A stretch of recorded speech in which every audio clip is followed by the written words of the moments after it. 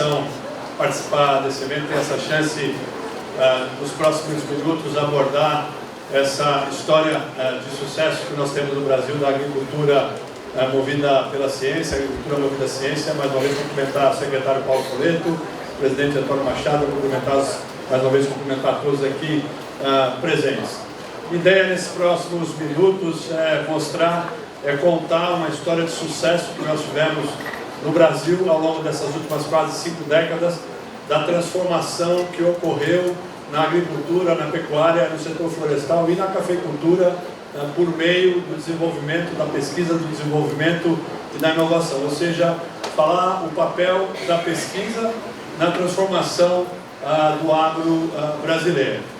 Vou, nos próximos minutos, percorrer algum desses pontos aqui, não de forma exaustiva, mas o desafio da produção nos trópicos, como que o Brasil saiu de um país que era importador de alimentos para se transformar numa das maiores potências na produção de alimentos, fibras e bioenergia.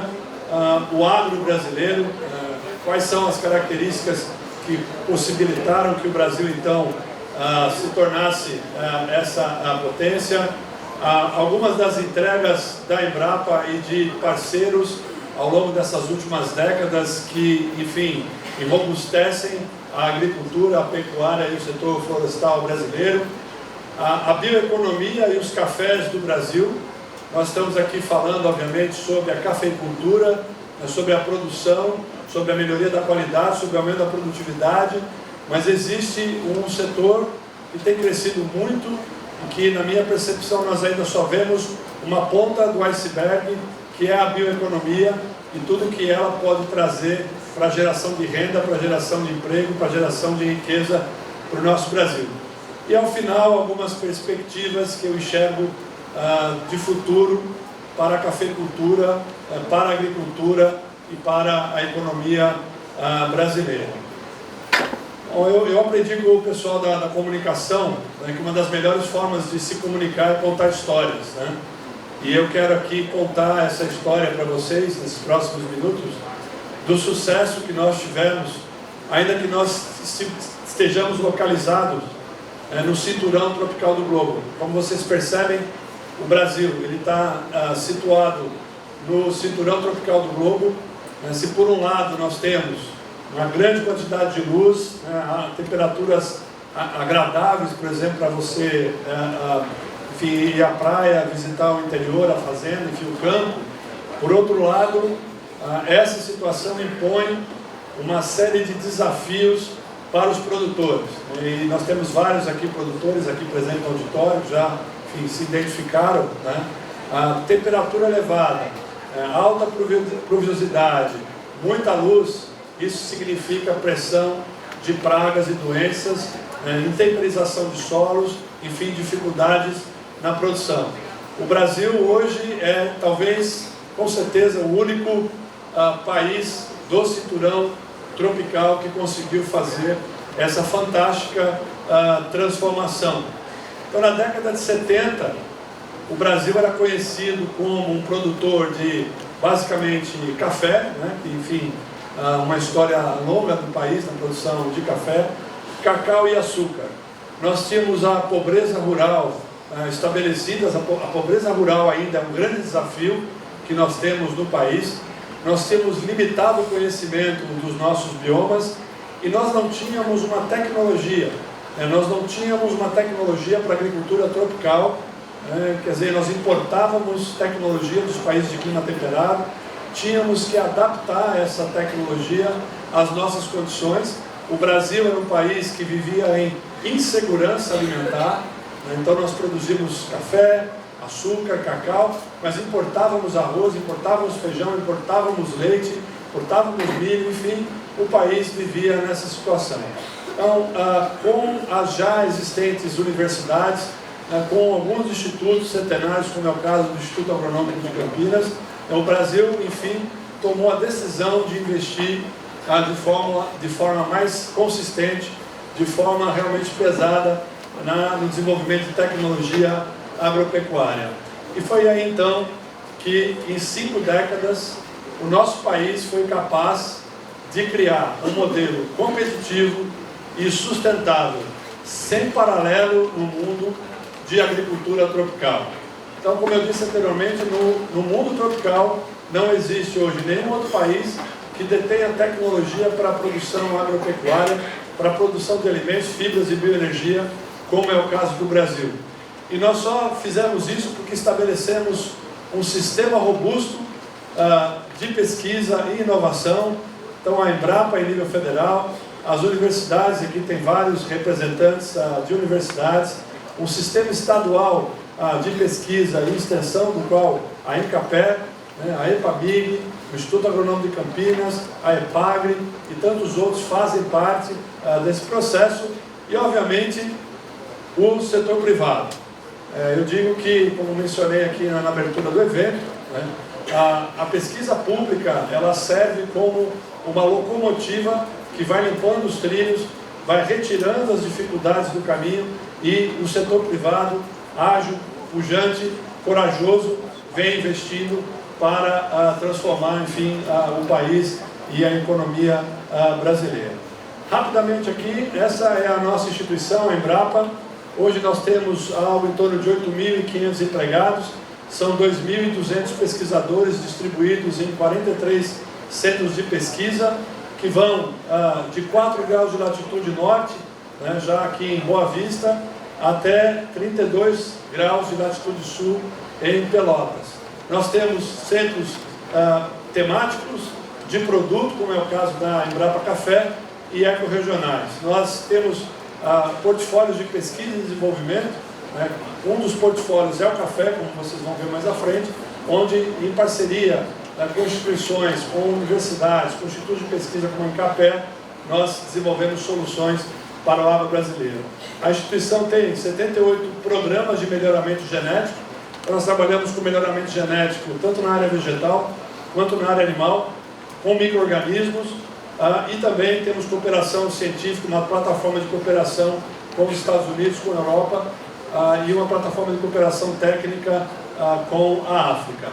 Aqui é uma foto de uma das nossas unidades, que fica lá em Sinop, no Mato Grosso. É uma unidade que tem se dedicado aos sistemas integrados de integração lavoura, pecuária e floresta. Esse é um segmento que tem crescido de forma exponencial nos últimos anos no Brasil. Em 2011, nós tínhamos 3 milhões de hectares de integração lavoura, pecuária e floresta. Hoje nós já temos algo em torno de 15 milhões de hectares, o que tem possibilitado, inclusive, que o Brasil coloque no mercado a carne carbono neutro. A carne que é produzida, cujo balanço é neutro entre o que é emitido pelos animais e o que é sequestrado do meio ambiente pela lavoura e pelas árvores. Então essa é uma das unidades que tem trabalhado nesses sistemas de integração, pecuária e floresta. Aqui uma outra unidade jovem na Embrapa, que fica em Palmas, Embrapa Pesca e Aquicultura. Eu coloco que a aquicultura brasileira, secretário Paulo, ela pode fazer uma revolução, assim como a soja no Cerrado fez. Hoje o Brasil produz algo em torno de 1,2 milhão de toneladas de pescado. A China já está com 30 milhões de toneladas, mas o Brasil, tendo em vista ter 12% da água doce do mundo, e uma quantidade significativa de lâminas d'água, pode realmente aumentar a produção de proteína a partir de peixes. Então acho que essa é uma unidade que tem ainda muito a contribuir com o desenvolvimento do agro brasileiro. Falar um pouco para os senhores e senhoras sobre a contribuição da pesquisa pública. Como eu disse anteriormente, no nosso entendimento, a Incapé, a EPAMIG, a Embrapa, a EPAGRE, enfim, as universidades, elas fazem um trabalho de uma locomotiva limpa-trilhos. Elas vêm retirando as dificuldades, vêm buscando resolver problemas, e o setor privado vem atrás, enfim, gerando emprego, renda, riqueza para o país. Essa história de quase 50 anos, se eu pudesse resumir o que aconteceu, basicamente em 3 momentos, eu diria que uma das limitações que nós resolvemos no Brasil foi a transformação de solos pobres e ácidos, sobretudo nos cerrados brasileiros. Nós estamos falando de 204 milhões de hectares de cerrados que foram incorporados na matriz produtiva brasileira à medida que nós resolvemos, enfim, o problema de acidez e da infertilidade daqueles solos. Acho que um outro ponto é a tropicalização de variedades e animais. Nós trouxemos o gado indiano, bós índicos, bós tauros, e adaptamos aqui ao clima tropical. Nós trouxemos, enfim, variedades de pastagens da África, tropicalizamos, e hoje, inclusive, nós exportamos as sementes de pastagem para a África, da onde nós trouxemos o material genético. Nós tropicalizamos a soja e agora nós estamos tropicalizando o trigo. Então, é uma história de sucesso de tropicalização. E por último, mas não menos importante, o desenvolvimento de uma plataforma de produção sustentável. Nós fazemos agricultura no Brasil, no mundo, produzindo mais do que ninguém alimentos, fibras e bioenergia, e ninguém mais no mundo produz e preserva o meio ambiente como o Brasil.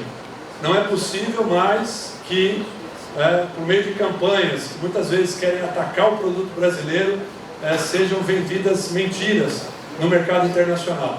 E isso nós estamos alertas, secretário, e a Embrapa e, enfim, o sistema de pesquisa está à disposição para gerar informações robustas para rebater essas inverdades que muitas vezes são colocadas a respeito da agricultura brasileira. Então, controle biológico, fixação biológica de nitrogênio, disponibilização de fósforo retido nos solos, fazem parte de uma plataforma de produção sustentável que o Brasil tem ao longo dos últimos anos. Aqui a história de tropicalização da soja. Eu sei que nós estamos aqui no Congresso para falar sobre pesquisa em cafés, mas eu acho que é importante contar essas histórias de sucesso para os senhores e senhoras também. Nós, na década de 70, tiramos a soja do sul do Brasil e hoje, 40 anos depois, produzimos a soja em todo o território brasileiro. O trigo, o milho, ele acompanha a soja, e agora nós estamos fazendo o mesmo com o trigo. O Brasil está dando mais um exemplo para o mundo de que é possível contribuir para resolver o problema da fome, o flagelo da fome de quase 1 bilhão de pessoas produzindo trigo nos trópicos. E é isso que nós estamos fazendo com tecnologia, com melhoramento, com adaptação de cultivos. Hoje você vai no entorno de Brasília e você vê produtores de trigo colhendo 8 toneladas por hectare de trigo, sendo que a produtividade média do Brasil é algo em torno de 3,2 toneladas. Obviamente que eu estou falando aqui de um trigo irrigado, mas de excelente qualidade para panificação. Então esse slide ele sumariza o que nós fizemos, meu caro secretário Paulo Fureta, ao longo das últimas 5 décadas. Nós incrementamos 5 vezes a produção de grãos, aumentando apenas 2 vezes a área plantada. Então isso é tecnologia na veia, é ciência, tecnologia e inovação. Nós elevamos a produção de trigo e milho, 315% de arroz, dobramos o rebanho bovino com diminuição da área de pastagens, a cafeicultura, como já havia dito Guerra, e agora, enfim, reforçando, nós quadruplicamos a produtividade, saindo aí de 8 sacas por hectare, chegando a mais de 30, 32 sacas por hectare em apenas 25 anos. E eu tenho cobrado o nosso consórcio de pesquisa do café, secretário, para que eles demonstrem de forma cabal que essa ação de se mudar a realidade da produtividade da cafeicultura teve uma participação forte da pesquisa e do desenvolvimento e da inovação. Eu tenho cobrado Guerra e o consórcio de café que as instituições precisam colocar métricas e demonstrar o papel que a pesquisa agropecuária teve. Aqui um número, acho que salta aos olhos de todos, né? De 1976, 200 mil toneladas, a 2016, 12 milhões de toneladas, nós aumentamos em 60 vezes a produção de carne de frango no Brasil. E todas essas mudanças, esses ganhos de produtividade, eles foram feitos com sustentabilidade. Eu vou falar um pouquinho mais sobre isso mais à frente. Como eu disse, eu acho que existem 4 mensagens-chave que eu gostaria de deixar aqui para os senhores e senhoras, né? Dizem que em palestras e falas como essa, apenas 5% do que é falado é retido. Então, desses 5%, eu gostaria que vocês retessem o que está aqui. O agro brasileiro ele é competitivo, o agro brasileiro é sustentável, o agro é seguro e ele é saudável. E eu vou mostrar por quê. Ele é competitivo porque, como eu já disse, nós aumentamos em 5 vezes a produção de grãos, aumentando apenas 2 vezes a área. Ele é sustentável porque nós preservamos 66,3% do território brasileiro. Os produtores que estão aqui presentes sabem que com o advento do Código Florestal, dependendo do bioma onde você está colocado a sua propriedade, você tem que preservar de 80% até 20% da sua propriedade como reserva legal e área de preservação permanente. E não recebe um centavo por isso. Então, esse é um serviço ambiental que é provido pelos produtores brasileiros, que o mundo precisa reconhecer. Nós precisamos mostrar ao mundo que o Brasil produz tudo o que produz e preserva 66,3% do território. Principalmente na Europa, secretário, nós precisamos mostrar para eles que essa área de 630 milhões de hectares corresponde à superfície de 48 países da Europa. Vocês peguem lá 48 países da União Europeia, tira todas as cidades, planta com café, planta com trigo, planta com, enfim, eucalipto, dá o que a gente preserva no Brasil. Então, não é possível, mais uma vez, o Brasil apanhar lá fora, dizendo que nós não preservamos, que a agricultura brasileira, que a cafeicultura brasileira não é sustentável. Esse aqui é o que eu digo que é o green card na nossa agricultura. O Brasil preserva 66%, os produtores preservam 1/4, secretário. 1/4 do território brasileiro está preservado dentro das propriedades rurais. E isso aqui não é conta de pescador. Nós temos os dados, tem um matemático americano chamado Edward Deming, que no século passado, ele dizia o seguinte: em Deus nós acreditamos, todos os outros têm que trazer dados. Então eu falo isso para os nossos pesquisadores. Quando você vem trazer informação, traga dados. E essas informações aqui são baseadas em dados. Nós fizemos todo o download do Cadastro Ambiental Rural, analisamos e chegamos a esses números que estão aqui. Nós utilizamos apenas 7,8% do território brasileiro para produzir essa enormidade que nós produzimos de grãos, de café, de frutas, de hortaliças. 21% do nosso território são pastagens, e 1,2% são florestas plantadas. O Brasil só usa 30% do território para a agropecuária. Então vejam, esse quadro, ele mostra o potencial que o Brasil, que hoje já alimenta 7 vezes a população do globo. Chegou o deputado Evair Mello, deputado, boa tarde.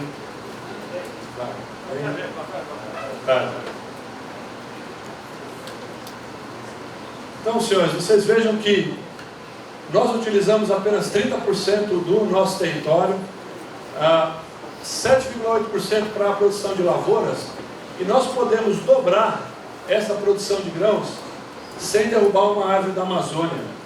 Não há necessidade de derrubar uma árvore da Amazônia, uma árvore da Mata Atlântica para aumentar a produção de grãos. Apenas nós podemos incorporar pastagens degradadas na produção agrícola brasileira. Esse é o quadro do Brasil. Então o Brasil é assim: 66 preservado, usa 30. Estados Unidos é assim: eles produzem 75 e preservam 20. Nós somos assim e eles são assim.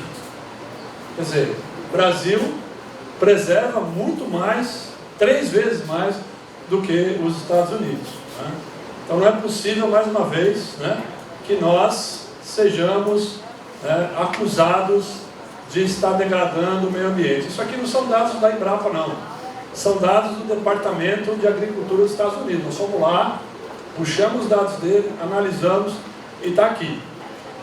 E muitas vezes, acho que os senhores já devem ter visto essa conversa aqui também, existem associações de produtores em outros países que dizem o seguinte: vamos produzir aqui nos Estados Unidos e vamos proteger a floresta lá, não vamos deixar que eles produzam lá.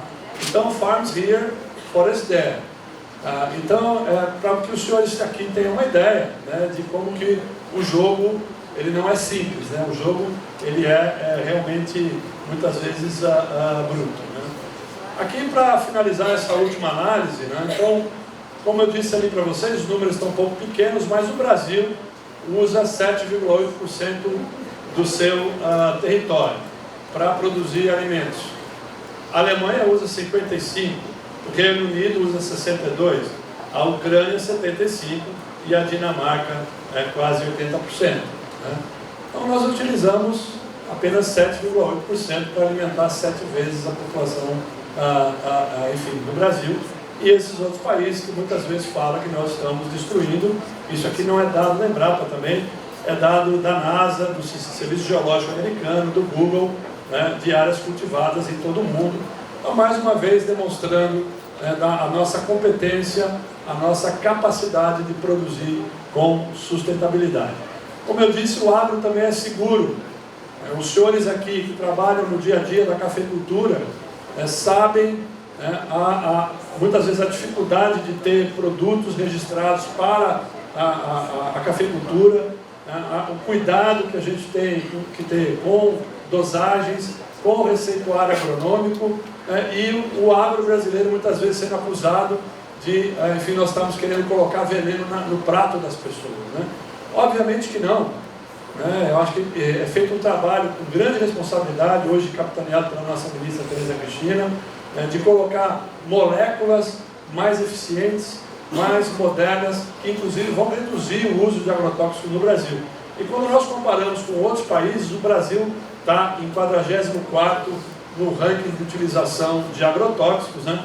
Muito atrás de vários outros países que muitas vezes apontam o dedo para o Brasil, falando da produção brasileira.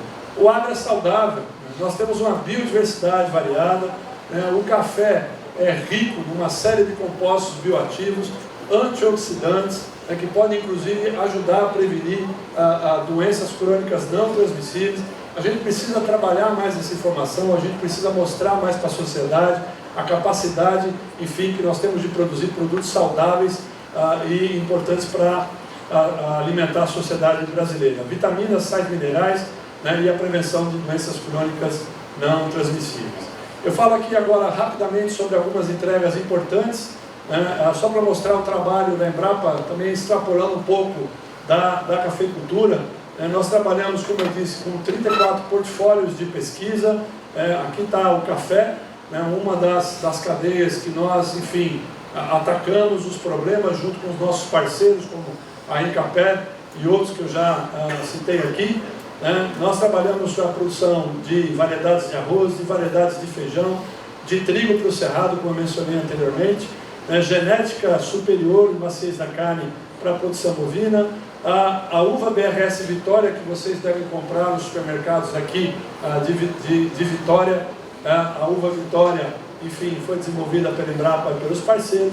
O zoneamento agrícola e risco climático, estava falando com o secretário Paulo sobre a importância desse trabalho que é feito de zoneamento, de identificação, enfim, de quando plantar, o que plantar e onde plantar. Esse é um trabalho que nós fazemos há 25 anos para 44 cadeias produtivas. E aqui alguns resultados, algumas entregas que nós e a Embrapa e seus parceiros fizeram, né? Então nós, em parceria com diversos atores, desenvolvemos os primeiros cafés híbridos para a Amazônia. Esse é um trabalho coordenado, né, pela nossa unidade Embrapa Rondônia, que faz parte então da rede de pesquisa para a cafeicultura brasileira. Nós desenvolvemos e disponibilizamos aí cultivares de café híbrido e robusto para a Amazônia. Informações estratégicas para a cafeicultura brasileira. A questão da compatibilidade genética para o café canéfora é algo que foi desenvolvido agora recentemente também pelos nossos colegas da Embrapa. A competitividade, né, em várias áreas do próprio estado de São Paulo. Nós temos áreas que a cana-de-açúcar não entrou, né, porque a competitividade da cafeicultura se manteve e se mostrou ali importante para aquela região. A questão de marcadores para a identificação geográfica. Todos aqui sabem o que são os vinhos franceses com a indicação geográfica dos terroirs. Eu acho que esse é um exemplo que nós podemos ter também para a cafeicultura. A gente sabe que a identificação geográfica ela já é uma realidade, né, para várias regiões do Brasil, mas acho que a gente pode avançar ainda mais. Então, a questão de uso de biosensores para detectar, enfim, compostos do café, para se definir essa questão da designação de origem. E aqui, já caminhando para o final da minha fala, um pouco sobre a emergente bioeconomia. Como eu disse no início aqui, nós estamos apenas vendo a pontinha do iceberg do que é essa bioeconomia, das possibilidades que existem, do que nós podemos pensar para a cafeicultura, né, para outras cadeias produtivas, para geração de renda, para geração de emprego, né, e riqueza para o Estado do Espírito Santo, para o Brasil. Então, essa é a bioeconomia, é a economia baseada em sistemas biológicos, né? Então, nós saímos de uma economia baseada em recursos naturais, viemos para uma economia baseada em energia fóssil e estamos aqui agora na era da bioeconomia, né, da economia baseada em sistemas biológicos, né, saindo de uma economia linear para uma economia circular, onde da produção ao processamento, ao reaproveitamento de resíduos, enfim, existem possibilidades, né, para geração de agregação de valor, geração de renda e emprego. A gente sabe da questão do processamento do café, muitas vezes nem todo café processado tem qualidade para atingir mercados mais exigentes, né, e muitas vezes, né, enfim, tem esse produto que tem uma destinação para café de menor qualidade, e esse material pode ser aproveitado, né, para se agregar valor. Mais uma vez eu quero deixar aqui essa mensagem, né, que nós temos que deixar de pensar a agricultura como sendo só a produção de alimentos, ou a produção de fibra, ou a produção de bioenergia. Existem outras possibilidades, e aqui a gente vê serviços ambientais e ecossistêmicos, está lá tramitando no Congresso Nacional a questão do pagamento por serviços ambientais, a questão da biomassa, da química verde, a quantidade de compostos funcionais, compostos bioativos, compostos para a indústria farmacêutica que podem ser utilizados, a agricultura como fonte de biofábrica para a produção de insumos biológicos. Eu vou falar um pouquinho mais à frente sobre essa questão da produção de insumos, né, para redução, inclusive, da importação de adubos nitrogenados, fosfatados e potássicos, alimentação, nutrição e saúde. Eu já falei aqui, o café, como os senhores sabem melhor do que eu, né, ele é rico em compostos bioativos, antioxidantes, flavonoides, compostos fenólicos, que podem realmente contribuir para a prevenção de doenças. E toda a parte de cultura, tradição, gastronomia e turismo, eu acho também que me parece ter uma avenida enorme a ser percorrida, né? A gente vê o que é o enoturismo na Europa, na França, na Itália, né? Eu estive, como eu disse, semana passada no Vale de São Francisco, aquela região aproveitando o enoturismo. Então nós temos que aprofundar também essa possibilidade para a cafeicultura, né? Aqui esse é um exemplo, talvez que seja um dos exemplos mais interessantes sobre a bioeconomia, que são 4 bactérias que fixam nitrogênio da atmosfera e entregam para a raiz da soja, o que traz uma economia por ano para o Brasil de 13 bilhões de dólares e se reduz a emissão de 62 milhões de CO2 equivalentes na atmosfera. Quando a gente olha para o setor florestal, as pessoas muitas vezes pensam só em madeira e celulose, mas o setor florestal está em todo o nosso dia, no nosso dia a dia, desde o papel higiênico, desde o guardanapo, desde a embalagem, da resina para os carros, enfim, essa é a bioeconomia. Então eu fico pensando aqui, se aqui fosse uma planta de café, né, o que nós podemos pensar em extrair e produzir.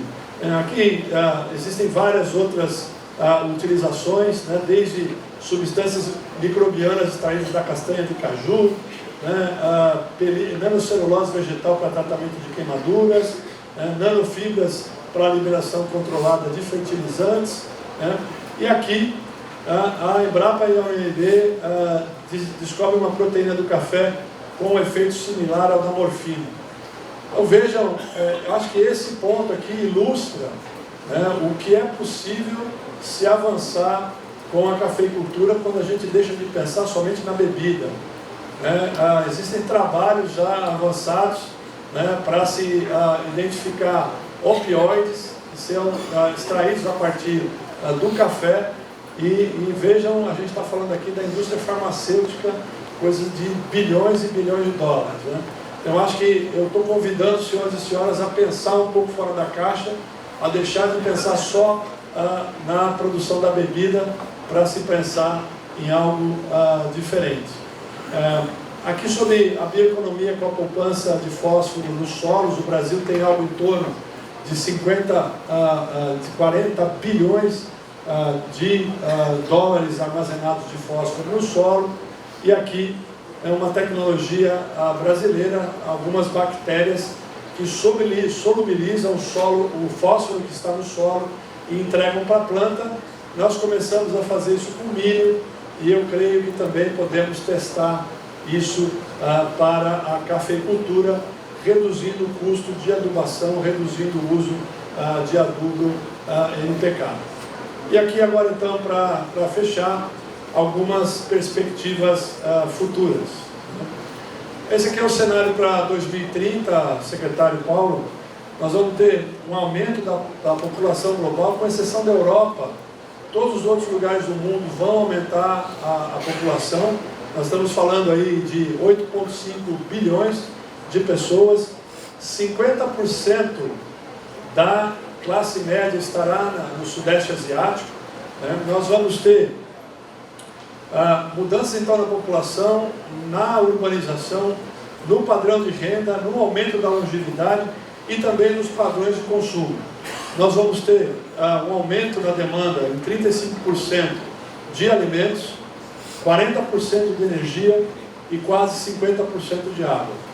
Então esse é um cenário que se coloca para 2050 e eu não tenho dúvida, secretário, que somente com pesquisa, com desenvolvimento e inovação nós vamos poder enfrentar esse cenário que se coloca, e eu creio que esse simpósio aqui, Guerra, de pesquisa de cafés do Brasil, não precisa discutir esses entraves que surgirão aí para o futuro.